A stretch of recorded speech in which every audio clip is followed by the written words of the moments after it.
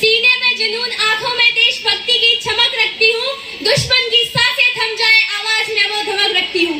नमस्कार परम आदरणीय अतिथि महोदय, समस्त मंचासीन अतिथिगणों और बाहर से पधारे हुए मेहमानों, आप सभी को भारत के 78वें स्वतंत्रता दिवस की हार्दिक शुभकामनाएं। मैं मोनिका आज आप सभी के समक्ष स्वतंत्रता दिवस और राष्ट्र निर्माण के उपलक्ष्य में अपने विचार लेके प्रस्तुत हुई हूँ। साथियों, स्वतंत्रता की बेड़ियों को तोड़ने के लिए माँ भारती के हजारों वीर सपूतों ने अपना सर्वस्व न्यौछावर कर दिया।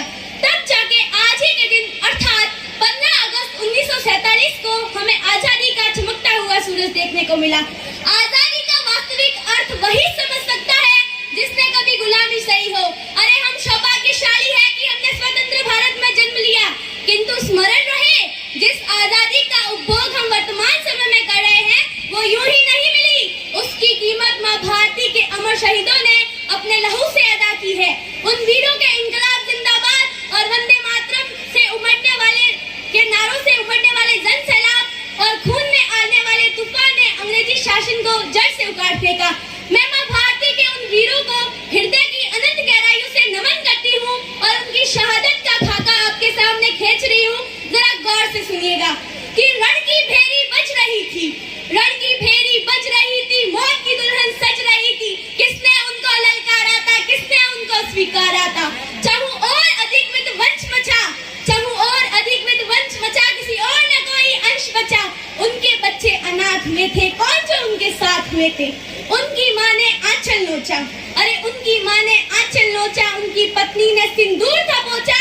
उनको वीर गति प्राप्त हुई, उनकी ख्याति विख्यात हुई। भले ही उनके घर अंधेरी रात हुई, पर उनके शौर्य की हर जगह बात हुई। वो वीर ओढ़ कफन गराया, वो वीर ओढ़ कफन गराया, परंतु वही वीर था जो रोशन वतन कराया, जो रोशन वतन कराया। साथियों, उस समय की परिस्थिति बदली हुई थी। 1947 और गुलामी के समय देश बलिदान मांगता था, मर मिट जाने को कहता था, फांसी चढ़ जाने को कहता था। पर आज देश मर मिट जाने को नहीं कहता। वर्तमान समय में तो राष्ट्रभक्ति की परिभाषा ही बदली हुई है। तो फिर क्या है राष्ट्रभक्ति? क्या सिर्फ एक दिन खून में उबाल ले आना, या फिर अपने इंस्टाग्राम या फेसबुक की डीपी को 3 रंग में रंग देना, या फिर देशभक्ति जोशीले गानों को स्टेटस लगाना? क्या ये है राष्ट्रभक्ति? अगर साल में सिर्फ 2 बार तिरंगा हाथ में लेना राष्ट्रभक्ति है, तो फुटपाथ पर ट्रैफिक की चाह में नंगे पांव तिरंगा बेचता वो गरीब का बच्चा तो सबसे बड़ा देशभक्त होना चाहिए। किंतु नहीं साहब, वो उसकी देशभक्ति नहीं बल्कि उसके पेट में लगी भूख की शक्ति है जो उसे ये करने पर विवश कर रही है। सवाल फिर वही है, क्या है राष्ट्रभक्ति? अरे जब छत्रपति शिवाजी महाराज के स्वराज का सपना तानाजी द्वारा अपने कंधों पर उठाया जाता है, वो होती है सच्ची राष्ट्रभक्ति।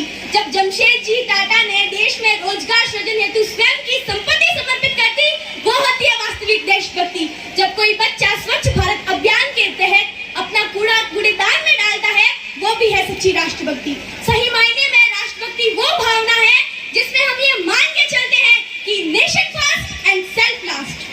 परंतु आज के दौर के युवा जिनके ऊपर जिम्मेदारी है अपने समाज, अपने वतन, अपने देश की आशाओं को बांधे रखने की, वही युवा आज 4 बाई 4 इंच की छोटी सी स्क्रीन पर अपनी कोमल अंगुलियों के घर्षण मात्र से ही अपने भावनाओं के इमोजी भेज रहा है। क्या ये है हमारी जिम्मेदारी? क्या ऐसे करने चले हैं हम नव भारत का निर्माण? अरे याद करो उन वीरों की शहादत को जिन्होंने अपने लहू के दम पर हमें आजादी दिलाई थी। जब तक भारत का प्रत्येक नागरिक भारत के नव निर्माण में अपनी अहम भूमिका नहीं निभाएगा, तब तक हमारा राष्ट्र निर्माण संभव नहीं होगा।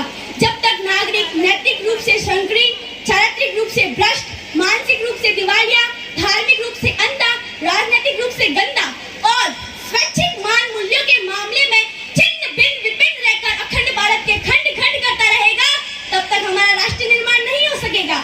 मेरे विचारों में हमारा राष्ट्र निर्माण तब संभव होगा जब हमारे देश में महिलाओं की पूजा नहीं, इज्जत की जाएगी। राष्ट्र निर्माण तब संभव होगा जब स्वच्छ भारत अभियान में सिर्फ सरकार ही नहीं बल्कि पूरी जनता हाथ बढ़ाएगी। अरे असल मायने में राष्ट्र निर्माण तब संभव होगा जब एक गरीब का बच्चा मध्याह्न भोजन हेतु नहीं अपितु ज्ञानार्जन के लिए सरकारी विद्यालय की चौखट पर कदम रखेगा, तब होगा असल मायने में राष्ट्र निर्माण।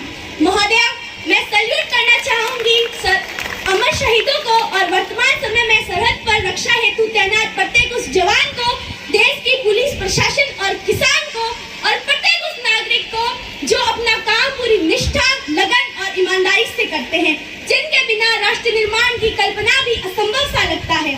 साथियों, आज इस मंच के माध्यम से मैं भारत की बेटी पूर्ण जिम्मेदारी से कहती हूँ कि जब तक हम आगे नहीं बढ़ेंगे तब तक हमारे देश का राष्ट्र निर्माण संभव नहीं होगा, क्योंकि हमारी देश की जिम्मेदारी नहीं है कि हमें आगे ले जाए, बल्कि हमारी जिम्मेदारी है कि वो हमें आगे ले जाए। अंत में मैं अपनी वाणी को विराम देने से पूर्व अपने युवा साथियों को राष्ट्रभक्ति के लिए प्रेरित करने के लिए भारत भूमि में पैदा हुए वीर वीरांगनाओं का चित्रपट अपने शब्दों के माध्यम से आपके सामने रखूंगी। जरा गौर से सुनिएगा कि मैं लिखूं पद्मनी का जौहर, मैं लिखूं पद्मनी का जौहर, चित्तौड़ का संग्राम लिखूं, मैं युद्ध लिखूं, हल्दी घाटी राणा का करहाम लिखूं, मैं लिखूं सदा शिवाजी को, मैं लिखूं सदा शिवाजी को, रणभूमि का संघर्ष लिखूं, मैं मर्यादा लिखूं श्री राम की वो वन के 14 वर्ष लिखूं, मैं तांडव लिखूं झांसी का, मैं तांडव लिखूं झांसी का, अंग्रेजों की हार लिखूं, मैं रक्त लिखूं बलिदानों का, आंखों के अंगार लिखूं, मैं धड़ से लड़ने वाले वीर लिखूं, मैं धड़ से लड़ने वाले वीर लिखूं और लिखूं धरा के रणधीरों को, मैं करती हूँ हर शब्द समर्पित भारत माँ के वीरों को। तुम लिखना खनकती चूड़ियां, तुम लिखना खनकती चूड़ियां, मैं क्रांतिकारियों की रवानी लिखूंगी, तुम लिखना किसी का मुखमंडल में भगत सिंह की जवानी लिखूंगी, तुम लिखना धरती को स्वर्ग, तुम लिखना धरती को स्वर्ग में बलिदानी माटी लिखूंगी, तुम लिखना सारा अंबर में वो कश्मीरी घाटी लिखूंगी, तुम लिखना अधरों की मुस्कान, तुम लिखना अधरों की मुस्कान, मैं देश पर न्यौछावर जान लिखूंगी, तुम लिखना इश्क के तराने में सिहाई से केवल हिंदुस्तान लिखूंगी। एक बार आप सभी मेरे साथ जयकारा लगाएं।